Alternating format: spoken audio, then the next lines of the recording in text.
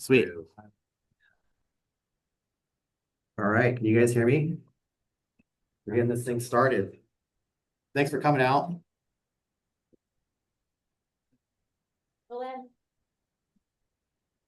Go Mariners. You guys are dedicated because there's a Mariners game going on in like Go sports. an hour. So thanks for being here. For those who may have not come last month, I'm going to do a quick recap of what we talked about. So that way you can kind of see, what we covered. Every month is going to be a little bit different. It's like a 12-month segment. So we'll just kind of get started. This is from dirt to dollars. Last month, it was more about, what the middle housing code has changed to in all the different cities. So first off, thanks to Master Builders. I know they're not here, but they were last time. If you're not a Master Builders member, there is a lot of value that they bring with all the different information they provide, and they're advocates as they go and work with the cities and kind of help push more builder-friendly codes as everything is changing so rapidly. They keep us up to date. So thanks for everything they do, and we get this space for free, which is great. Next. Okay, so this is the 12-month series. Last month we talked about introduction. This month we're talking about opportunities. Next month we're going to be talking about financing. We're going to briefly touch on some creative financing options in this series, like this month. We're going to go kind of a deeper dive next month. And then, if anyone wants this slide deck at the very end, you guys can always just ask for it and we'll email it to you. But each month we're going to be talking about something a little bit different. From the last month, we talked about the two different House bills that passed in July of 23. That's House Bill 1110 and 1337. Those allowed for more density in all of Washington's properties, but it's mostly based on the tier city, how much population you have. That'll tell you how many units you can get, and it's based off of your location of frequent transit and whatnot. Yeah, and also affordable housing fees, tree code requirements, all the stuff that, we've got to keep an eye out for. I'm just going to keep rolling with this one as we go through each month because, like I touched on last time, zoning is like a very small piece of the puzzle. And then we've got all this other stuff we're working through. We actually had a pre-submittal conference with Bellevue today. And I've been going to their BDC meetings for like the last 18 months. And the reason they have those is because they want to know, from developers, what works, what doesn't work, what they should work on to be able to make things more builder friendly. And one thing that I've been kind of hammering them on for the last 18 months is like how we're going to be submitting for these middle housing codes or projects for these new codes they came out with. And, Kirkland has been doing this for like 4 years now. Seattle's been doing it a long time, but all these other cities have never had this before. So they only kind of look at it as single family, or they look at it as like multifamily. And if you go into the multifamily sector, even though you may be building only 3 units, you get stuck in with all the high rises and the big, apartment style projects. And that just gums up the whole review time. So we were kind of talking with them today. And I guess at the beginning of January, they're rolling out an MH permit submittal process to where it's going to be a gap bridge basically between single family and multifamily. And so the MH is middle housing. And so anything 6 units or less, I believe, is going to kind of go through that system. So it doesn't go into their middle housing, but they're still working through all the kinks. Even the internal staff doesn't understand how it's going to happen. So it's just like, all of this is really great and everyone's excited and we want to know how we can make money and everything like that or create opportunities. But a lot of the cities are still working through all the options and, pitfalls and stuff. And that is a lot of like building code standards, public works, fire code, like we asked specifically, hey, does this project require fire sprinklers? And the fire marshal said, submit a fully designed set of drawings. And we're like, this is a pre-submittal. We're not going to submit a full designed set of drawings. That's a very easy question. You should be able to answer. So anyways, just, stuff to look out for. Today, we're going to be talking about leverage, all the different types of opportunities. These are going to be real live case studies with property owners that we are working with currently or property owners that have come to us with questions about what they can do with their lot. And what I really want to bring to a lot of people's attention is like what to look out for and where you may be able to take advantage of opportunity. Because what I hear really commonly is like, hey, I got this lot, or I'm interested in buying this lot. And I went and talked to the city. And then the city says, yeah, you can put 4 units there. But they don't look at the title report. They don't really tell you anything about like the public standards. They don't tell you about like anything else. They're just kind of, yes, you can do that. They don't know about like if it's a good deal. They don't know what the market wants. They don't know exactly how much it's going to cost to build. None of that stuff. So we've had people that have bought lots then come to us and said, "Hey, can you help me through this?" And then we look at it like if it was our own deal, and we're like, "Dude, this is not a good deal." So part of the reason I'm trying to help you guys through this is because I don't want to see people just be left holding the bag. So that's what we're talking about here: avoiding pitfalls and a lot of different requirements.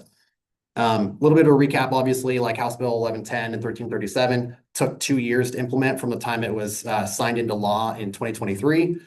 And so the approvals that you go through or the design requirements are project by project. It's not, this is going to be the same on this deal. Let's just, I mean, if you were working on a 10,000 square foot lot in the same area in the same block, sure, it might be the same, but you could have different requirements in different parts of the city based off the utility districts that are within that location of that city, because the utility districts may be different in different parts of the city. So, getting into the weeds, that is something to look out for. Yeah, so case studies, when you don't know what you don't know, right? If you don't know what you don't know, that's sometimes when you're spending extra money. Those are called learning experiences. All right, so this is case study number 1. Okay, so again, this is I'm not gonna say names. I'm not gonna show addresses. This is not in a specific city. But this is a real lifetime deal that we recently talked with this property owner on a couple different times. And so you can see, like, in this case, they have the public right of way right here. In the next slide, I'll show you where all the utilities are in that right of way. And you'll notice that this is a private drive that's coming down here, right? And this is a really big lot. And they're like, "Hey, I bought this house and I'll live here for a minute. And while I'm living here, I'm going to get permits and then I'm going to put homes in here and it's going to be a great deal." And we're like, "Yeah, that sounds awesome." And, when you look at it, like, they basically have to extend all of the utilities from the public main through this private drive and then come down and put them on this lot. And since this private drive is being used to access for this lot and this lot, and then all these other lots right here, to be able to pull through there, everyone here has an interest in this private drive. So you have to be able to get agreements from the people that have interest in that private drive to be able to pull those utilities down there. Nobody told these people this. They just bought it and talked to the city and thought it was a good deal, right? So then we look at it all kinds of different ways. Can you put 6 units? Can you put 2 units? Can you put a couple units here? How about full skinny dadu there? Like, I don't think you do that, but that's an option. And at the end of the day, I don't think that there's really one way you can slice that deal that makes sense, because the existing house has more value than doing anything, based off all the costs that goes into bringing all the buildings down, the permanent fees, the affordable housing fees, the existing value of the house that's there, the agreements you got to go through with all the other neighbors. That's just something that, in my opinion, if you're looking at things from a risk standpoint, time, dollars, not something I would focus my time and effort on. So that is pitfall number 1. Always make sure that you're looking at the utilities. This is the same deal. And you can see stuff like property, you can see, the sewer and storm, you can see, this is not show power, but you can show that you have to extend all this down here. And even though it's a private drive, you continue, you're still gonna have to be able to cut this public right away. It's a busier street, you're gonna have to do traffic control, you're gonna have to, block the road off and stuff like that. And nobody else tells you like how deep the utilities are until you do a pit hole and find out like 14 feet down, you gotta do trench boxes and all that fun stuff.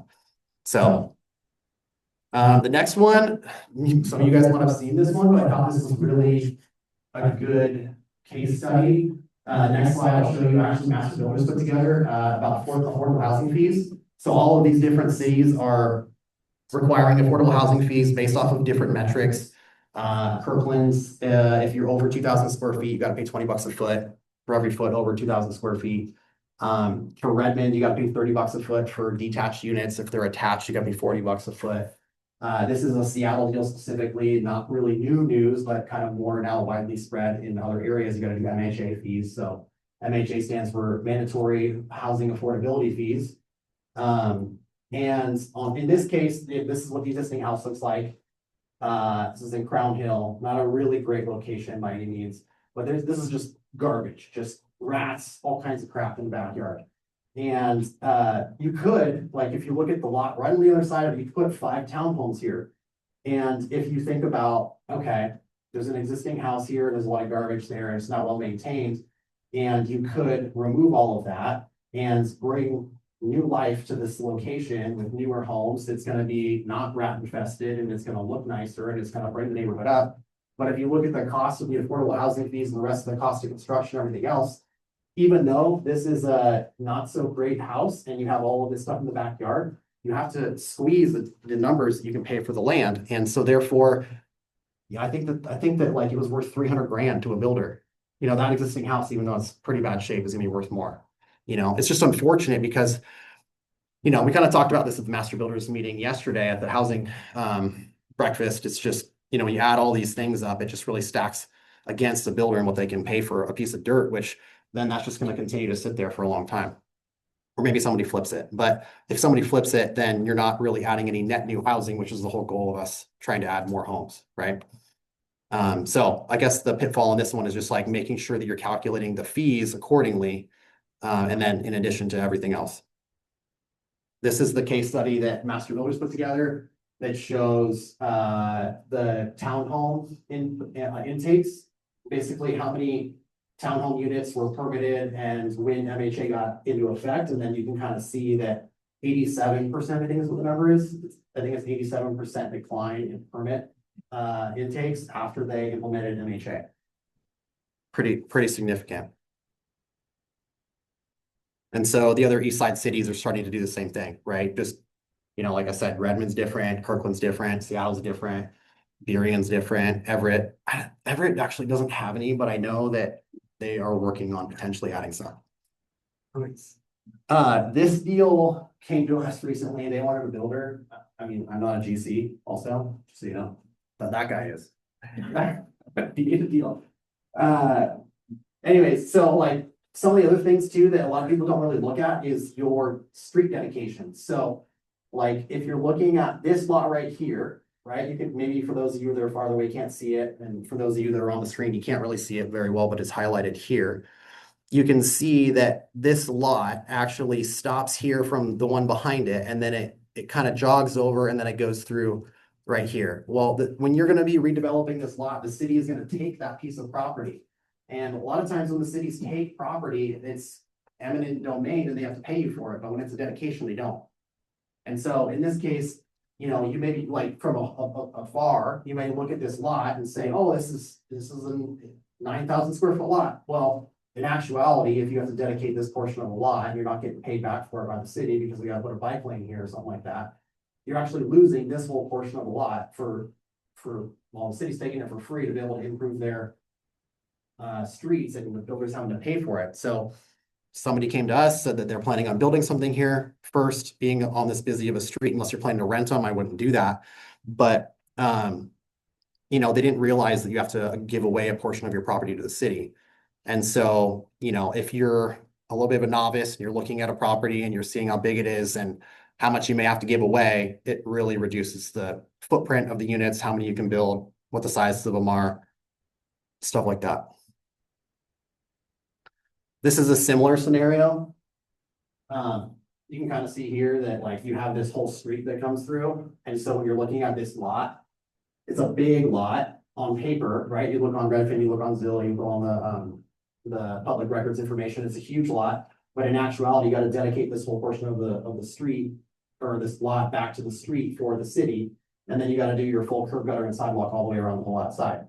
In this case, this guy's okay. Like he's owned this for a long time. There's still a large side yard. He's got a lot of options here. But, you know, when you're talking with a seller or a property owner and they're like, hey, I got this big of a lot and I want this much for it. And now I can put 6 homes on it because I heard about that in the news or whatever.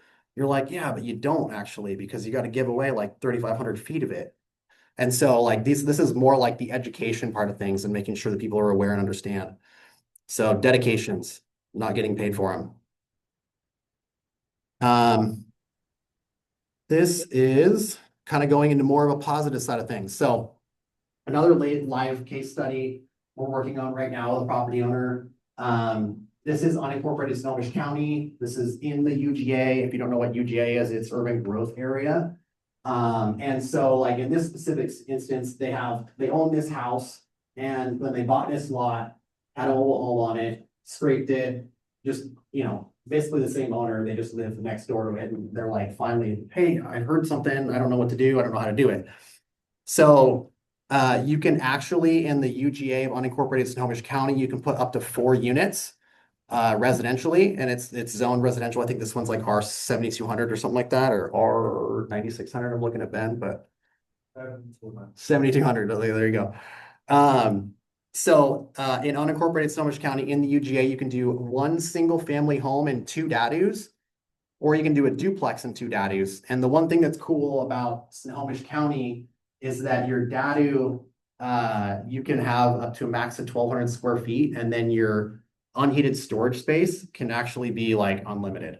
So you could put a 3-car garage. I know one of our architects said that he's permitted a dado that's a Rambler that's 1,200 square feet with a 2-bay garage and then an RV garage next to that. So his like garage is bigger than his actual house. But the point is that like there's flexibility there. That's kind of what the buyers really want. If it's a Rambler, you can still get 3 bedrooms in there. You still get a garage. It's detached. You have options and there's flexibility, which is really great. So in this is kind of what it looks like right now. This is very early stages. Again, like all of these codes just passed, right? So if you look at the full cycle that it takes to get through a deal, first you got to like do all of your studies on the lot, then you got to do your pre-sub, then you got to do your full design, then you got to actually build it, and then you got to sell it. So like 18 months, 2 years is full circle. And these codes just passed at the end of June, beginning of July. So it's taking a while to be able to get through all this stuff, but these are like real life deals that we're working on right now. There's a lot of different site plan iterations that we put together here. This lot, I think, was like what, 17,000 square feet or something like that. 15,000. Ben's like Einstein over there, like Rain Man. Anyways, so here's the duplex, here's the 2 dados. The really cool option here for a property owner or anyone that acquires a piece of property is that, like, for them in particular, they don't own anything on this land. It's just free and clear. And this is where it works really, really good. The property owners already own property. Again, they have the property next door, that house that where they lived in. In this case, now they have a lot of different options. They can build all 4 of these units. They can sell them all. They can keep 2. They can sell 2. If you think about, okay, if I don't have to acquire the land and I can build 4 units and I can keep 2 and I can sell 2, those 2 that you keep would be like really good cash flowing rentals. And then you have the tax benefits of depreciation and cost segregation studies, and it kind of offsets your active income if you're a real estate professional. So a lot of different options there to be able to work through. And it's really cool to be able to see how that could create wealth for your family. It could create more cash flow options. For some people we're working with, it kind of helps out with their retirement. They got so much equity in the lot that the LTV on the loan is actually really low. So the lenders really like it. So pretty cool options. This is another one that we're working on right now, where property owner reached out to us because they have, they're empty nesters. The kids have moved out. They really like the location that they're at. Their whole family and friends are there. They've lived there for like 30 years. And they're like, hey, we've got this really big side yard and I think we can do something with it. I saw you built something down the street. I just don't know how to do it. Can you help us out? So I said, yeah, sure. So the really cool thing about this is that, they will build this cottage on the side of their existing house. I'll show you in a second what that's going to look like. And they're going to have a ground floor bedroom, a ground floor bathroom, basically like master on the main, everything they would want for their golden years. After that is all built, they're going to move out of their existing house into their new one. And then they're going to sell off that existing house. And so when they sell off that existing house, then they'll own their new one free and clear, and then they'll still have profit to be able to go do whatever they want with it.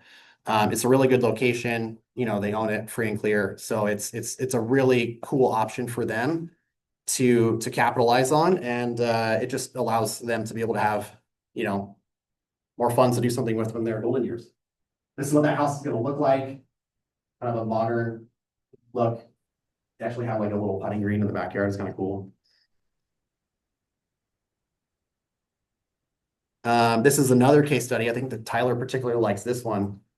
I don't know if I've gotten you connected with them yet or not, but okay, so this one actually is really kind of interesting. So some of you might have seen, like I put a post out on this earlier on social media, but being able to keep your existing low mortgage and then tap into the remaining amount of your property is really huge, right? Let's talk about this lock-in effect. Like I've got a 3% mortgage, I don't want to move, or I just I can't give that up. I wouldn't be able to buy my house again if I could today because the mortgage is like twice or three times what it was when I bought it. Or, I want to be able to build something over here, but a lender would typically have to like encumber this whole lot, which means you would have to get rid of your mortgage here, and then you're on a kind of a hard money loan or a private money loan, whatever you want to call it, to be able to then build all this out. And once this is built and sold, then you can kind of give me a loan for this one, but then you get rid of your existing loan, right? Not the whole point of the deal. So what you can do here is, and we're doing this with others as well, is that you can do a partial release. So this existing house here Are you doing is anything for which scouts is tonight? basically this one right here. I You don't can see it know. from the street, but it kind of daylights in the back downstairs. So this guy has a non-conforming I don't duplex. even So know he if I'm rents out the top, he trollier rents out the or lower if I am the lower or I'm end. What's that? inputs. And he's got like a 3.5% mortgage on it. And he reached out You to don't us. know He's if like, you're a man, I've got patrol this leader? really big side yard, and I know Well, that I can that's do something. I just don't For know how to do sure, it. So I RFs said, is okay. valuable. So we started, to do the it's a partial dessert thing release and the tonight, lot so segregation and, probably are not in having that charge extra lot be unless unencumbered to be able to do something with. You have to go through the bank and you got to make sure they got the right we're able loan to and figure out that something. they'll allow her to do that. So it's a bit of a process, but definitely something that we're doing, which allows him to be able to keep this existing mortgage really low to make sure it's a good cash flowing unit. This extra portion of the lot right here is now unencumbered by the lender that released it from his loan, which then makes it free and clear for another lender to be able to come and, put an overlay on that new lot to be able to build those new homes. And then he can build those new homes and sell them or keep them, or kind of like the other option in Everett, right? You can sell two, keep one, sell all three. You can rent them all out, whatever you want to do, but just a lot of options there. So pretty cool to see that those options are available now. This is just some visuals and ideas of what that might look like. Obviously, you can see there's a lot of trees we got to work through. Okay, and this is actually a pretty cool deal. So for this particular deal, as we know, the east side is very competitive. People want to buy property, they want to sell the homes, and codes have changed. Property owners that are, you're talking to property owners now, and they're like, hey, I want $3 million for my lot because I can put 6 homes on here and it's 5,000 square foot lot. You're like, yeah, it's not gonna happen. It's so funny because I hear that conversation like every day. Anyways, on this particular deal, this guy was approached by a builder. They wanted to give him like 1.2 for his house. They said they'll close in 12 months. I've done a lot of these deals. And he then said, well, okay, that's cool. So he's got a loan on it. It was like a little less than 700 grand. You got to pay all the excise tax, the selling fees, all that stuff. He was going to net like 415 grand after that sale. That's, not bad. But he was interested in knowing more about like if I built 4 homes, what that would look like, right? And for us at Liberty Investments, we're not taking profit splits. We're not doing JVs. We're not signing on the debt. Like it's your land, it's your deal. We're basically just helping you through that whole process. And so he said, hey, well, what if I was to build 4 homes on here? Like, what would the net return look like for me on that? And I was like, I don't know, let's take a look at it. So again, we ran through the deal as if it was our own. And we said, okay, you scrape this house, you build these homes, they're sell for this, it's going to take this long. Here's the financing cost, but this is what you actually owe on the land, like less than 700 grand. And you go, okay, cool. So if you look at that and the time and the sales cost and all that stuff, he's going to net around like 840 grand. So if you look at, okay, builder was going to buy it, he makes 415 grand, but it takes him 12 months to close on that deal. Well, in 12 months, we'll be able to have permits. So then in another 12 months, he'll be able to get out of that project because he's going to build it and sell it. So you wait 12 more months and you make twice as much money. Sure, there's some risk in there, right? Obviously, it takes time. But like, if you look at the margin, that he's making because his loan is so low. And for an additional 12 months, it's a good deal, right? So pretty cool to see some of the options that property owners will be able to work through now in comparison. I'm not saying this is the best for everyone. I'm not saying this is a good option for every single deal out there, but I'm just saying that like there's a lot more options for property owners out there than there was before. This is an example of what that would look like. Duplex in the back, cottages in the front, the orientation of So in that example, is the owner then papering it and looking to list it, papered, permit ready? Is that the exit there? There's multiple options there. They could list it permit ready to sell it to a builder. They could build it and sell the homes. Again, you could build all of them and keep two and sell two. In this case, I think he's wanting to build them all out and sell them. But yeah, I mean, you could just get its permits and then mark it up and sell it. And then obviously like the builder has a lot less risk in the deal because it's permitted and ready to go, which is what a lot of people like. So.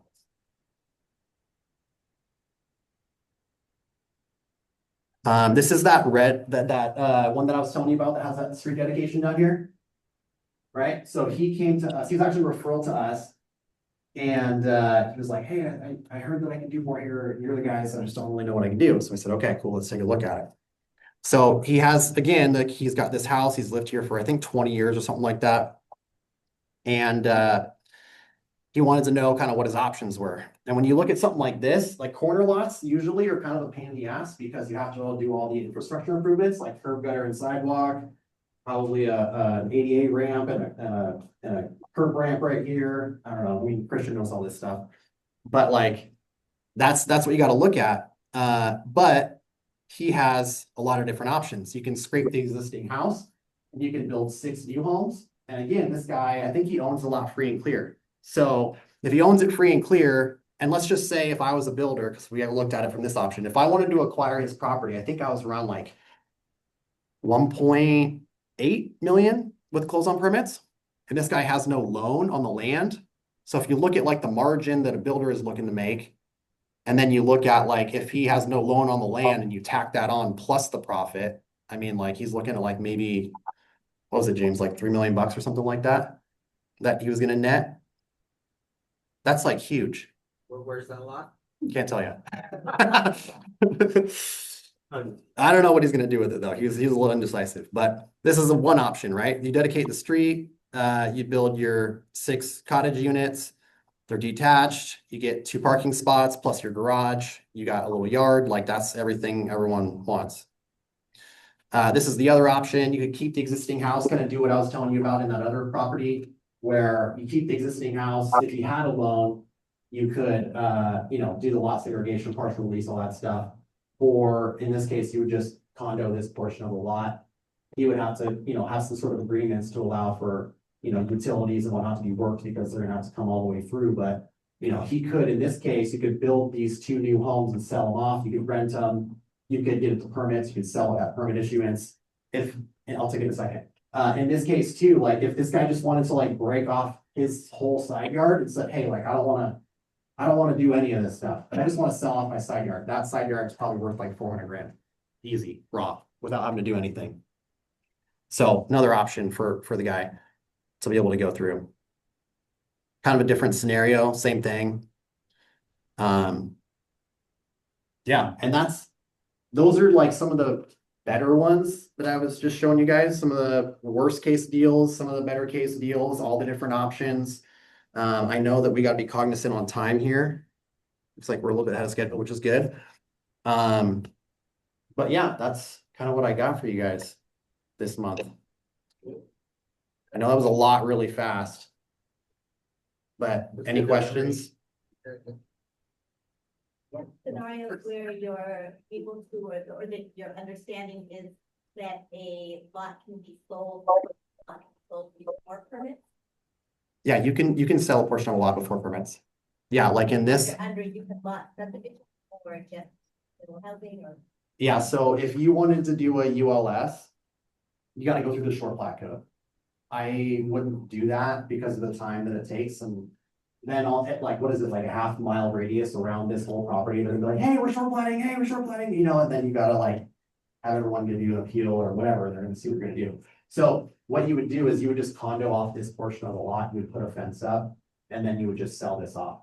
The only thing is that because technically the condo covers this whole lot, this guy is still a part of it, right? So there's gonna be, like I said, some sort of an agreement between the two, if he's still maintaining ownership here, that you guys are gonna work together as this project's gonna be future built, right? But if you wanted to just condo off this portion of the lot, somebody wanted to park their RV there, you could do that.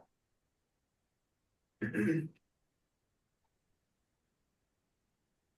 have a question regarding, I'm looking at, I'm not sure whether I should do the ULS or the colonization, so I'm trying to understand from people like you, right? Like, as you said, there's like time restrictions as well, but I've been getting like different responses from people that I've talked to.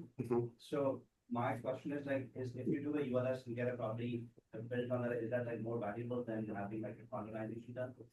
It all depends on how you're wanting to market it down the road. Go to school today. Yes, the ULS is gonna make All it right. simple, free and About to clear. fall asleep. There's no encumbrances, you know, of You slept title for, like, with an 12 HOA or any hours of that kind of last stuff, and Yeah, that's and all then I marketable to the woke up end buyer. 3 But again, that a.m. takes and more I did. time. You have to go through the plotting action process.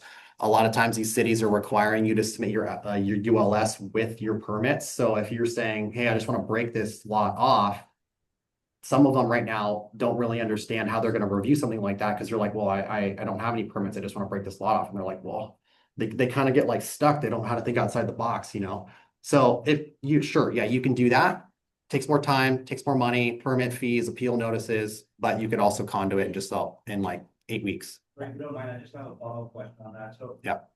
Just a bit of clarity as well, like, are we allowed to do the construction after the ULS is done, or we can get the permits done and have the ULS process going on simultaneously, and we can get the construction going after the permits have been approved, so that's, clear that up. You know? Yeah.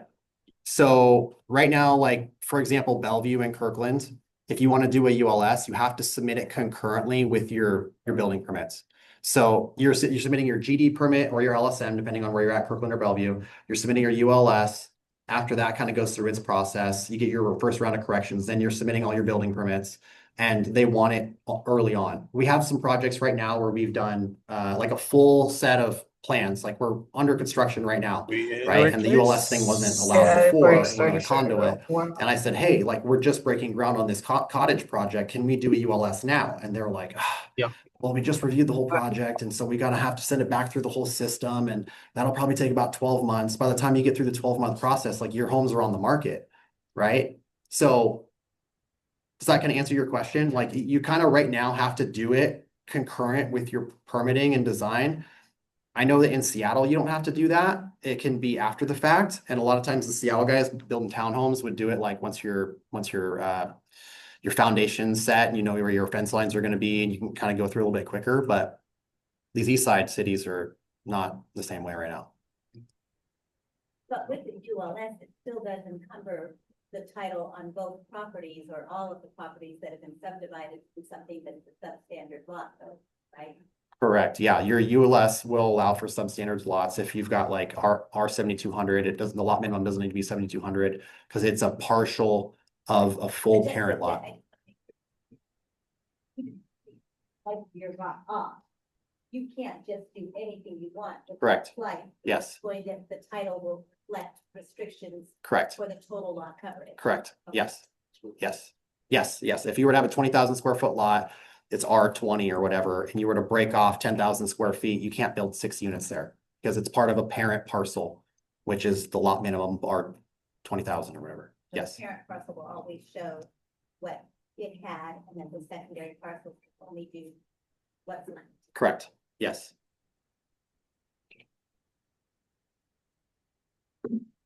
Yeah. What most lots in the east side, like in Bellevue, have CC and R that restrict building of middle market. Yep. So it limits, let's say for example, one of my lots 9008. So like I was planning to do a 4-unit townhouse out there, but then I can only do the single family there. Like I wonder what's your experience on that? Like have you heard anything or like anything from the city yet? Because although they implemented the HB 1110, but it's thing doesn't seem to be changing. For sure. Yeah, I mean, again, going back to the city, yes, you can put 4 homes on that lot, but they don't look at private covenants. It's different. Public and private are very different. So I think, what is it like? Bellevue did a study and said that 80% of their lots are between 10,000 and 12,000 square feet, right? And I think that like they didn't do a full study of like how many of those are encumbered with CC&Rs, and then also they didn't look at like how many are conforming or still intact or whatever. But I would imagine it's got to be another high 75, 80%. And right now, since like middle housing wasn't ever really allowed, the only way that you can find a path of nonconformity that would allow for you to be able to put middle housing there is if somebody took a lot and subdivided it and then built something and it's been in effect for a number of years. But you really got to have a good land use consultant or an attorney to kind of look through that with you to make sure that you're mitigating any risk, because it doesn't prohibit you from getting any future legal action from a neighbor that doesn't like the project that you're building. But if, you've got lots that are, they were supposed to be 15,000 square feet and you broke them into 7,200 square footers and somebody built a house and that was been there since the 90s or whatever, right? You can just say, hey, this has been around for such a long time. It wasn't supposed to be done per the title, but it has, and it's been around for a long time. The risk is minimal at that point. Thank you. Anyone else? We have, 2 questions on the survey. Okay, what do you got? JD is asking what would you do for properties outside of the urban growth area, specifically outside the urban growth area of the county? I don't want to do anything outside the urban growth area in King County. For those who know, they know. I guess the more answer to that question, it's unincorporated King County is really painful to work through, and they haven't really allowed for any middle housing to my knowledge, other than like a dadu. And I know that in Snohomish County, you have to have at least 5 acres to be able to do 1 dadu on your lot. And then if you don't have utilities, then you have to go through the whole CAD process, which is a critical area designation, to be able to allow for septic, and you may have to upgrade it. And then you're probably gonna be 2 years before you get that dadu permitted. Next question. Nikki is asking, what is your opinion about of these 2 product types, which do you see as more favorable? The duplex product type or the cottage style product type, one of the differences or the duplex project versus a cottage project? It's different based off of different jurisdictions. So I'll give you an example. Bellevue's cottages are a max of 1,500 square feet. Their height limit is only 24 feet. And you're allowed to have an exempt 1-car garage. If you do a duplex, you can make it larger. There's not really a minimum there. You have to fit within a certain typology. I would say it depends on if you're planning to sell them or rent them. If you're planning to sell them, go cottages all the way, detached. But if you're doing cottages in Redmond, then you can have, like a 2,200 square foot, a 2,500 square foot, or you can do Redmond's code is actually pretty flexible. They just have exorbitant fees. You can do a 2,000 square foot unit. That gives you 3 bedrooms, 2.5 baths detached. You get a garage. You can do a 2-car garage if you want. That's more desirable to the market for sale. But if you're renting them and you're trying to cram more units on a lot, and you don't care about the future sales, and you just want to, have some units for rent, then, a duplex may be more favorable. Just kind of depends. Any other questions? No? All right. Oh, what do you got? I'm gonna say, with what you said earlier, that I find, the one that you brought up my name, the fascination of being able to let go of a piece of dirt. And, we had a client this week do that again. So it's definitely a case that's actually happening. And in my mind, if that happens, then we see take off. Yeah. Of this, and then starting to first offers are happening. So it's fun to see that. Yeah. So I just want to pass that along. Cool. All right. I know that the M's game's about to start here, so thanks for coming out. Go Mariners. And we'll see you next time. Thanks, Ryan. Thanks for coming. Thanks, man.